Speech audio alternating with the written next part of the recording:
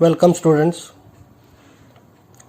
आज का topic special purpose book subsidiaries books. What is the meaning of subsidiaries books? When a business maintains separate book to record transactions related to cash, sales and purchase, then that books are called as subsidiaries और special purpose book। यानी कोई भी business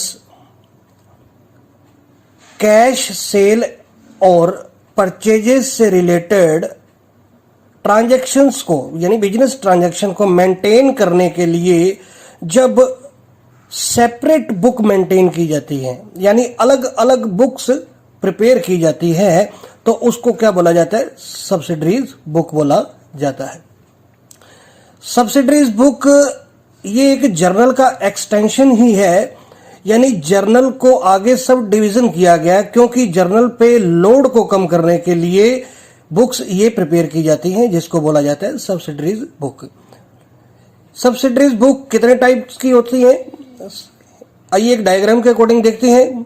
सबसे पहले purchase book, उसके बाद में sales book, third purchase return book, fourth sales return book और जर्नल प्रॉपर। आज की वीडियो में हम परचेज बुक पे डिस्कशंस करेंगे कि परचेज बुक क्या होती है, ये कैसे मेंटेन की जाती है, इसका फॉर्मेट क्या है। सो आइए चलते हैं purchase book. It is a book which records only those business transactions which are related to the purchase of goods on credit। यहां पे ये ध्यान दीजिएगा, वर्ड लिखा ऑन क्रेडिट बेसिस, यानी ऐसी बुक्स जिसमें बिजनेस से रिलेटेड ट्रांजैक्शंस रिकॉर्ड की जाती हैं बट वो ट्रांजैक्शन परचेज ऑफ गुड्स के अकॉर्डिंग होती है और परचेज ऑफ गुड्स भी क्या होना चाहिए? क्रेडिट होना चाहिए। यानी इस बुक में हमेशा उधार परचेज की ट्रांजैक्शंस ही रिकॉर्ड की जाती है। यानी परचेज बुक में हमेशा कौन सी रिकॉर्ड की जाएंगी? क्रेडिट की ट्रांजैक्शन, यानी क्रेडिट बेसिस की ट्रांजैक्शन ही परचेज बुक में रिकॉर्ड की जाती है। इसमें कैश से रिलेटेड कोई भी ट्रांजैक्शन रिकॉर्ड नहीं की जाती है, यानी इसमें कैश से रिलेटेड ट्रांजैक्शन नोट नहीं की जाएगी, यानी रिकॉर्ड नहीं की जाती। और कोई भी असेट परचेज की गई है तो वो भी उसको रिकॉर्ड में नहीं लिया जाएगा। अब मान लीजिए कोई व्यापारी क्लॉथ का डील करता है, यानी क्लॉथ की डील करता है, यानी क्लॉथ का व्यापारी है। अब क्लॉथ उस व्यापारी के लिए क्या है? गुड्स है। क्या है? गुड्स है।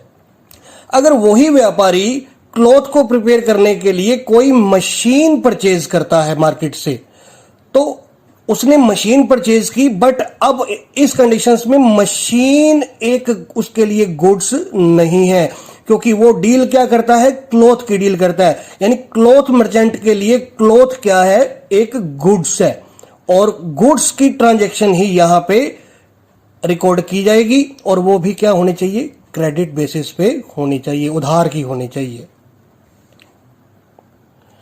आइए नेक्स्ट हम बात करते हैं format of purchase book. Purchase book का फॉर्मेट क्या है आइए देखते हैं। सबसे पहले परचेज बुक का फॉर्मेट यहां पे ये देखिए, सबसे पहला कॉलम डेट का, यानी परचेजेस जो भी गुड्स का परचेज किया है, जिस डेट को किया है उसकी डेट मेंशन की जाती है। Then particular, second number particular. Particular में परचेज किए गए गुड्स से रिलेटेड जो भी डिटेल्स है वो पर्टिकुलर वाले कॉलम में सबमिट की जाती है। इसके बाद में है इनवॉइस नंबर। ये इनवॉइस नंबर क्या होता है? जब हम किसी गुड्स का परचेज करते हैं तो जो सप्लायर यानी जो सेलर होता है उससे हमें परचेज किए गए गुड्स से रिलेटेड एक बिल रिसीव होता है। जो भी हमने गुड्स परचेज किया है उससे रिलेटेड हमें एक बिल रिसीव होता है, उसी को ही हम क्या बोलते हैं? इनवॉइस बोलते हैं। और इनवॉइस नंबर है, यानी जब भी उसको रिकॉर्ड किया जाता है तो एज ए एक नंबर रिकॉर्ड किया जाता है। तो जो नंबर यानी उसका है इनवॉइस का, वो यहाँ पे सबमिट किया जाता है। इसके बाद में लेजर फोलियो मैंने मींस जहां पे उस ट्रांजैक्शन को जिस पेज पे यानी जिस पेजेस पे उस ट्रांजैक्शन को नोट किया गया उस पेजेस का नंबर यहाँ पे नोट डाउन किया जाता है। इसके बाद में डिटेल अमाउंट और टोटल अमाउंट। डिटेल मींस हो सकता है परचेज बुक में यानी एक या दो से ज्यादा ट्रांजैक्शंस भी हुई हो, तो जितनी भी ट्रांजैक्शन हुई हो वो डिटेल में नोट डाउन करके उसके बाद में लास्ट में टोटल अमाउंट यानी उनका टोटल करके लास्ट में उसको यहां पे सबमिट किया जाता है। सो आइए देखते हैं परचेज बुक में क्या क्या मेंशन किया जा सकता है। यहां पे सबसे पहले आप उस सप्लायर का नाम मेंशन करेंगे, मींस जिससे आपने वो गुड्स परचेज किया है। For example Messrs XYZ limited, यानी XYZ से हमने कोई माल परचेज किया है। और उसके बाद में नीचे देखिए यहां पे क्वांटिटी, यानी कितनी क्वांटिटी में माल परचेज यानी गुड्स परचेज किया, उसको मल्टीप्लाई करना रेट पर आर्टिकल से, यानी जितनी क्वांटिटी आपने परचेज की वो किस रेट से परचेज की है, यानी प्राइस से उसको मल्टीप्लाई करके यहां पे डिटेल वाले कॉलम में उसको मेंशन कर देना है। इसके बाद में इसमें से यानी ये जो क्वांटिटी आई है इसको मल्टीप्लाई करके जो डिटेल अमाउंट आई इसकी, इसमें से आपको लेस क्या करना है, ट्रेड डिस्काउंट। ट्रेड डिस्काउंट क्या होता है, यानी जब भी हम यानी सप्लायर से कोई भी गुड्स परचेज करते हैं तो वो हमें कुछ पैसा छोड़ देता है, तो उसको बोला जाता है ट्रेड डिस्काउंट। क्या बोला जाता है, ट्रेड डिस्काउंट।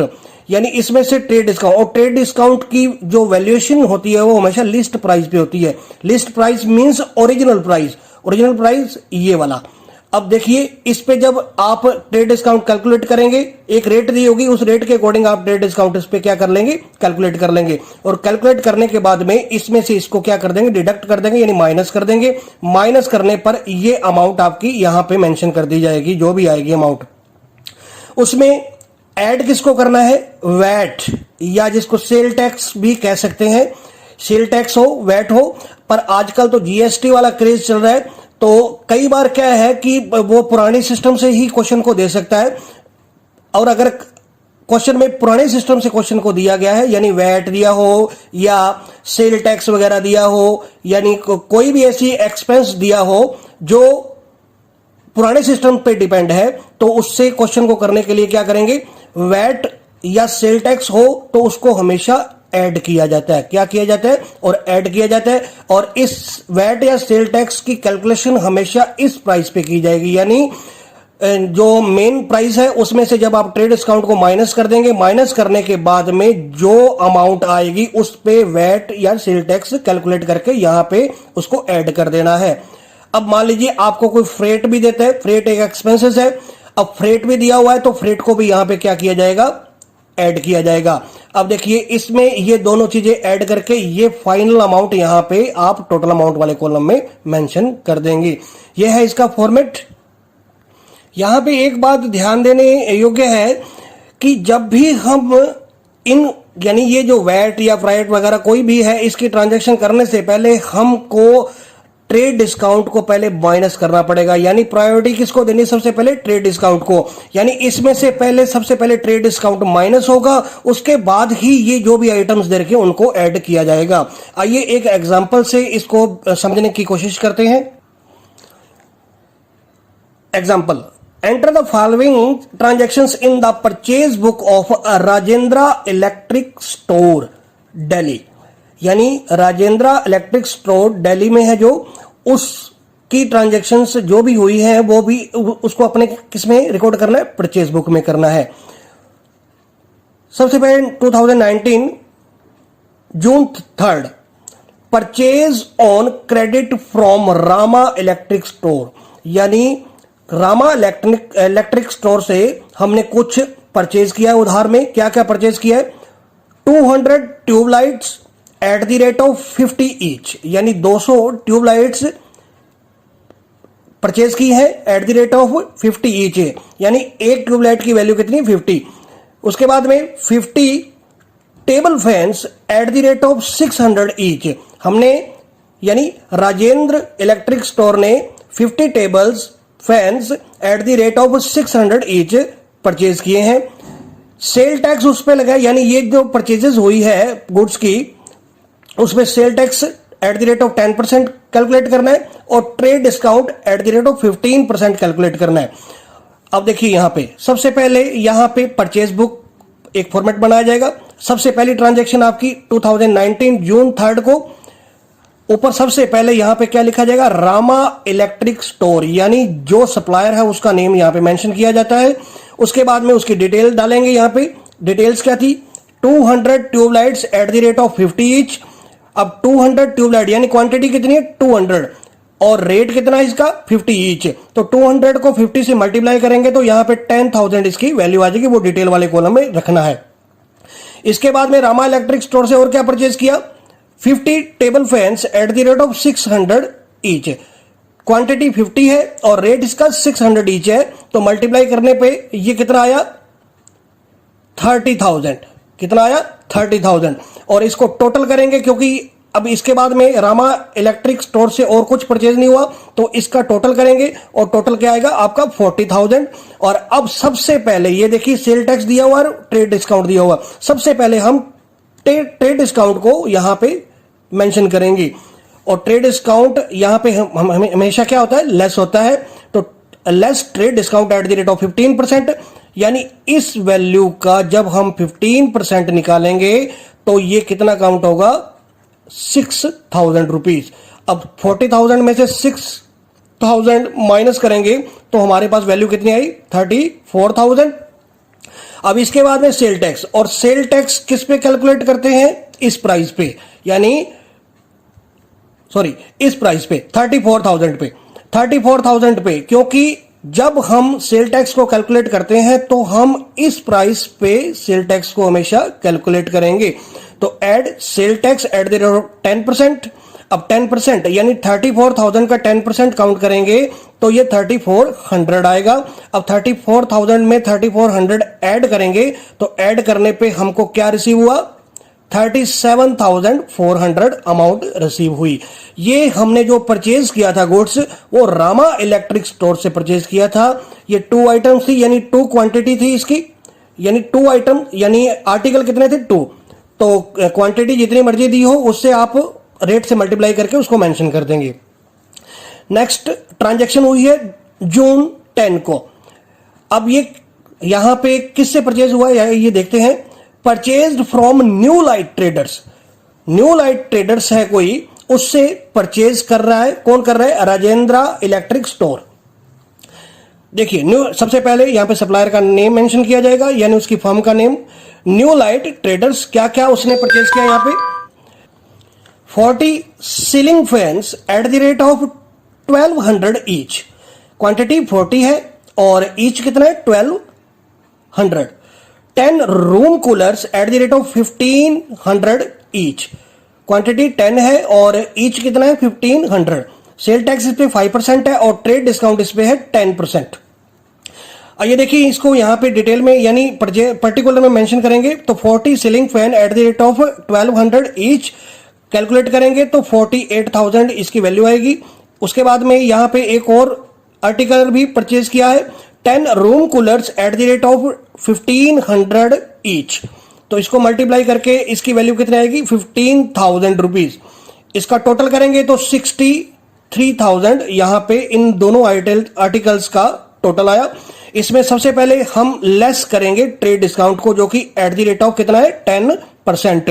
तो 63,000 का 10% 6,300 यहां से माइनस करेंगे तो यहां पे आएगा वैल्यू 56,700।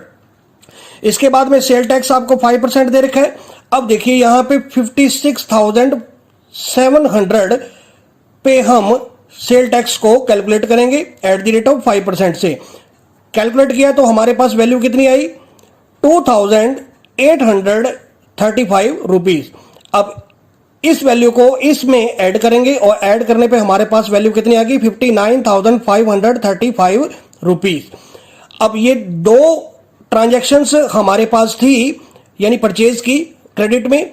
अब इसके बाद में हमने क्या स्टेप करना है, इसके बाद में यहां पे देखिए फर्स्ट ट्रांजैक्शन की वैल्यू टोटल यानी कितना आया था 37,400 और उसके बाद में सेकंड ट्रांजैक्शन जो हुई थी उसका टोटल कितना आया था 59,535 रुपीज। इसको दोनों को ऐड करना है और यहां पे मेन वैल्यू लिखनी है इसकी टोटल में 96,935 रुपीज, और यहां पे लिखा जाएगा पर्टिकुलर वाले कॉलम में परचेजेस अकाउंट डेबिट। ये क्यों किया गया यहां पे डेबिट? क्योंकि परचेजेस का नेचर हमेशा क्या होता है? डेबिट होता है, इसलिए इसको यहां पे डेबिट लिखा गया। सो आज की वीडियो में इतना ही। आई होप आज की वीडियो में आपको जरूर कुछ समझ में आया होगा।